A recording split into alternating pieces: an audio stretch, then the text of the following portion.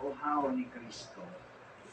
So this afternoon, allow me to use the acronym UHAW upang pagnilayan. Showing our achievements and qualities, but it's day after day, bago ng misa.